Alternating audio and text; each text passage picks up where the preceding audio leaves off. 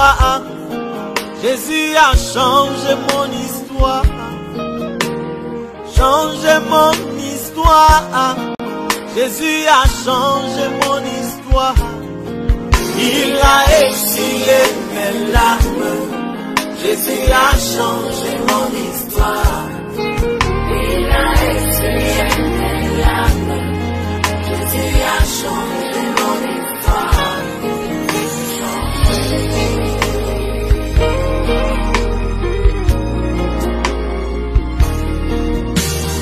Changé mon histoire. Jésus a changé mon histoire. Changé mon histoire. Jésus a changé mon histoire. Il a exilé mes larmes. Jésus a changé mon histoire. Il a exilé mes larmes. Jésus a changé mon histoire. Changé.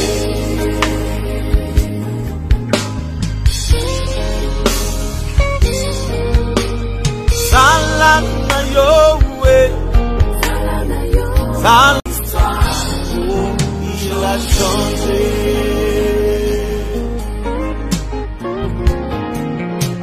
Oh,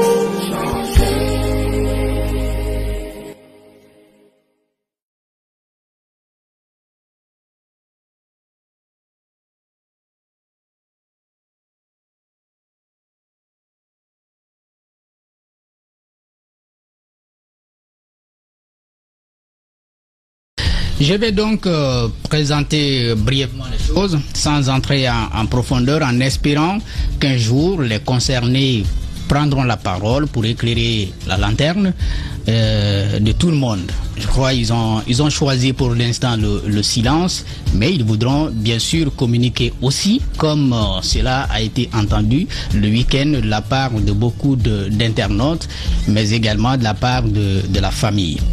Donc l'histoire, elle n'est pas fausse, elle a commencé depuis longtemps à partir de Dakar, et puis on a suivi quelques péripéties ici sur place. Je vais juste rappeler je vais donner des indices, si vous voulez, comme ça, parce que il a été dit beaucoup de choses. Le mariage a été célébré à l'église sans que la famille n'ait reçu la dot.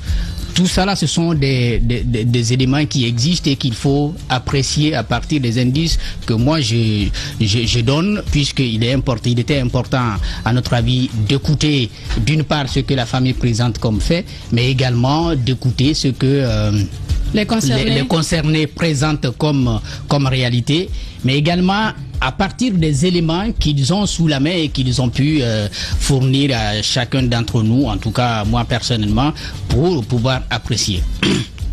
Donc la Oumou a choisi de devenir chrétienne. Après, l'histoire du mariage va naître de cela. Il a été dit que le pont est coupé, que la fille a quitté la famille, et depuis ce moment, elle n'est pas revenue. Il faut parler du début. Tout a commencé quand il y a eu la rencontre. C'est après la rencontre avec Tamba. Oui, après la rencontre avec Tamba qu'elle a décidé de devenir chrétienne. Ça, c'est, j'ai dit, il y a des choses qui ont été présentées déjà et qui sont vraies.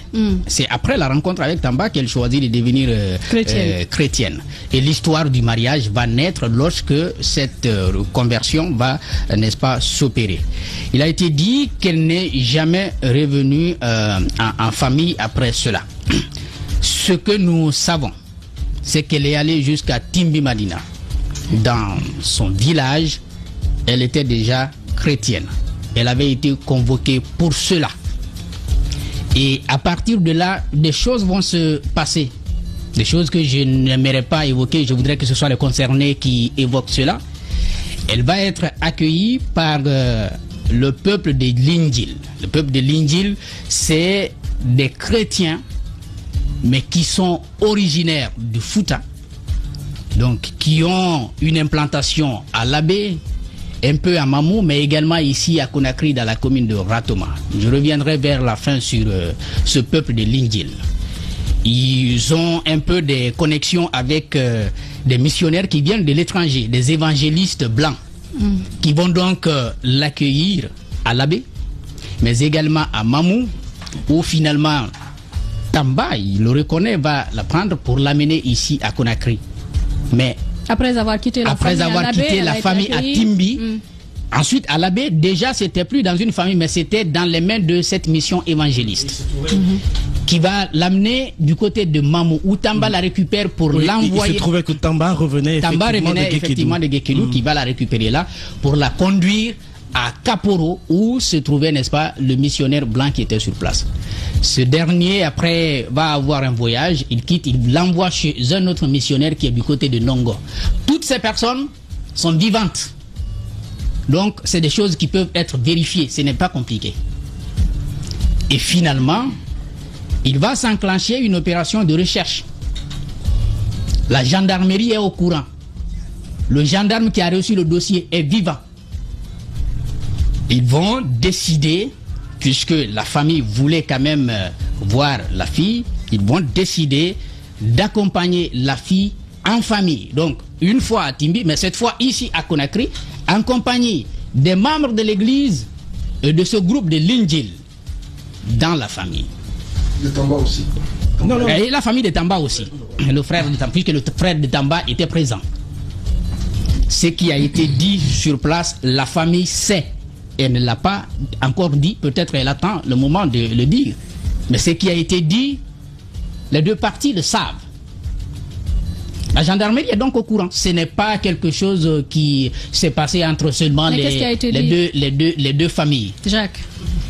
Je préfère pour l'instant, madame, comme je l'ai dit, je ne souhaite pas entrer en profondeur. Les concernés promettent de prendre la parole. Moi, je donne des indices pour que ceux qui s'intéressent au sujet puissent, au-delà d'écouter ce qu'on a déjà entendu, puissent aussi s'approcher du couple qui est vivant, qui est à Conakry, et qui peut entrer en contact avec lui pour l'écouter.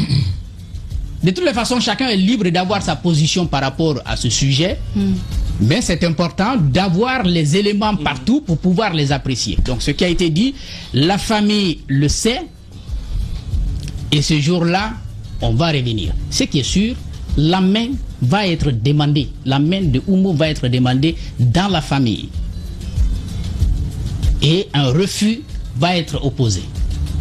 Mais ça ne va pas être la dernière. Il va y avoir une autre visite des pasteurs, donc des chrétiens toujours, qui reviennent pour la même chose. Ça va s'opposer. Les détails qui ont conduit à ce mariage. Toujours à Timbi? Non, ici, à Conakry. Ici, chez son frère? Son frère ici, à Conakry. Et le père s'était déplacé pour cela. Il était venu, bon, il n'était pas venu pour une histoire de mariage, mais il était venu, il voulait voir sa fille. Et quand il a demandé à la voir, effectivement, il l'a vue. Parce que Oumou y a été, avec les mêmes chrétiens qui sont ici à Conakry et qui l'ont accompagné. Et après, à cette occasion, on a renouvelé encore la demande. La réponse qui a été donnée ce jour a été la conséquence de la rupture qui a été observée pendant tout ce temps entre Oumou et la famille. J'ai la peine pour la mère et je voudrais, comme tout le monde, exprimer tout mon soutien à cette maman parce qu'elle n'en est pour rien. Et elle sait qu'elle n'en est pour rien.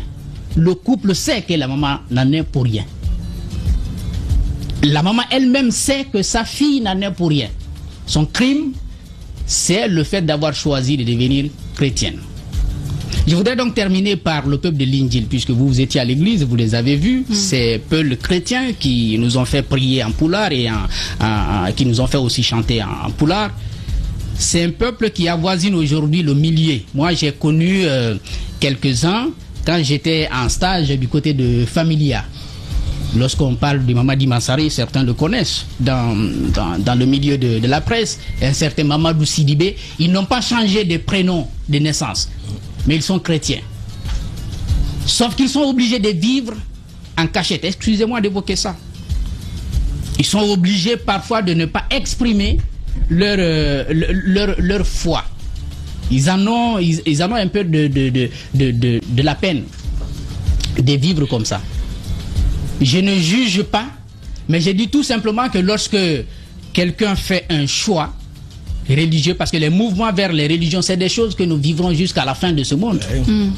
Du christianisme vers l'islam, de l'islam vers le christianisme, c'est des choses qui existent, respectables, qui a choisi de devenir musulman. C'est des mouvements qui s'observent tous les jours. Il va justement nous partager peut-être son histoire, si ça ne le dérange pas tout à l'heure. Le peuple de l'Injil, moi j'évoque son cas pour attirer l'attention du secrétariat général des affaires religieuses. Je crois qu'il faut que tout le monde ait la liberté d'affirmer sa foi et d'en vivre pleinement. La liberté de culte. Voilà, sans avoir peur. Parce